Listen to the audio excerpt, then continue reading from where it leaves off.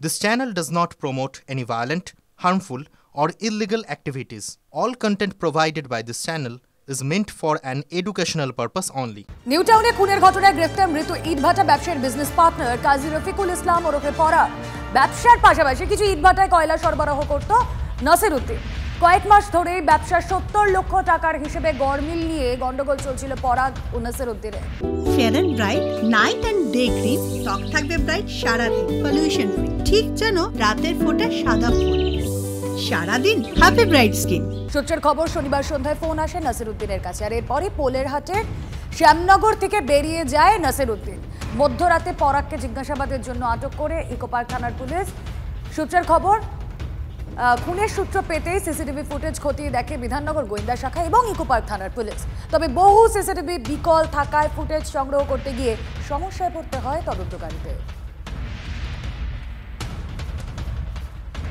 সম্পূর্ণ মিথ্যে এটা। আপনার বিরুদ্ধে তো অভিযোগ রয়েছে, অভিযোগ থাকলে আপনারা সবই জানতে পারবেন। রাত 9টার সময় আমি ফোন করছি, ফোন ব্যস্ত ফোন ধরে না। তারপর 10:30টার সময় আমার বাড়ি একজন এসে খবর দেয়, আমার দুটো ছেলে আমার বাড়ি আত্মীয় স্বজন সবাই যায়। আটা পার্টনার হিসেব মানে না, বারবার হিসেবে বসে, হিসেব মানে না। প্রায় 70-75 লাখ টাকার মতন হিসেবের গন্ডগোল হলেও হতে পারে। একদিকে আরজিকর কাণ্ডের প্রতিবাদের ঝড়, অন্যদিকে হেমা কমিটির রিপোর্ট ঘিরে মালয়ালম চলচ্চিত্র জগতের উত্তাল পরিস্থিতি। এমন অবস্থায় টলিউডে কাজের পরিবেশ ঠিক রাখার দাবি জানিয়ে চিঠি দিয়েছে women's forum for screen workers. বহু ক্ষেত্রে কোনো মহিলারা এগিয়ে এসে অভিযোগ করতে ভয় পান। আরজিকরের ভয়াবহ অভিজ্ঞতা যেন চোখে আঙুল দিয়ে দেখিয়ে দিয়েছে 2024 সালে এসেও মহিলাদের অবস্থা ঠিক কোথায়। টলিউডের মহিলা কর্মীরা সম্প্রতি একজোট হয়ে প্রশ্ন তোলেন সিস্টেমের বিরুদ্ধে। তিলোত্তমার ধর্ষণ খুনের ঘটনায় তোলপাড় গোটা রাজ্য। সুবিচার চেয়ে সরব সমাজের বিভিন্ন স্তরের মানুষ। পথে নেমে প্রতিবাদে সামিল হয়েছেন রূপলী পর্দার শিল্পীরাও।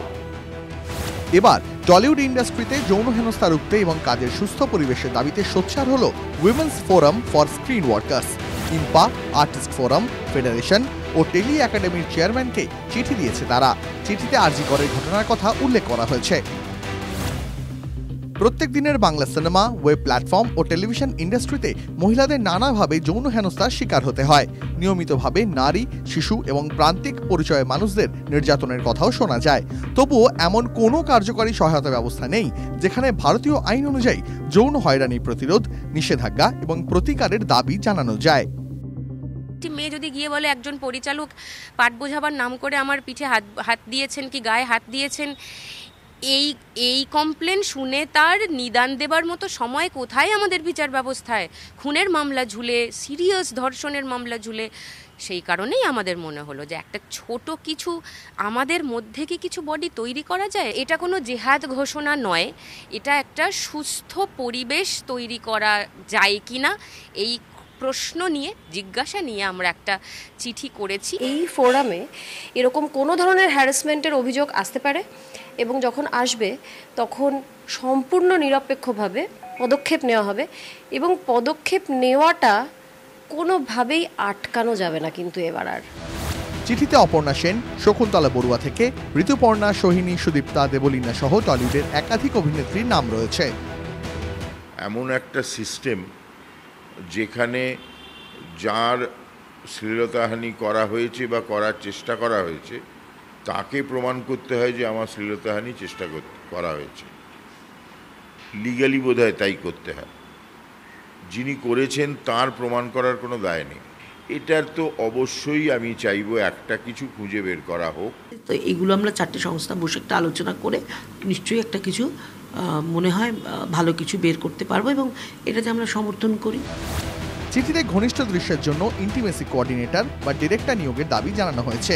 লিঙ্গভিত্তিক বৈষম্যের বিরুদ্ধেও ব্যবস্থা নেওয়ার কথা বলা হয়েছে। পাশাপাশি যৌন হেনস্থার অভিযোগ জানাতে 24 ঘন্টার হেল্পলাইন চালুর দাবি জানানো হয়েছে। উইমেন্স ফোরাম করেছেন, তারা যদি আমাদের সঙ্গে কাজ করতে চান আমাদের কোনো আপত্তি নেই। আপত্তি কিসের? আমরা তো চাই যে আমাদের ইন্ডাস্ট্রিটা ভালোভাবে চলুক, সমৃদ্ধ হোক। এখানে কোনো বাধা নেই, এখানে কোনো লড়াই নেই।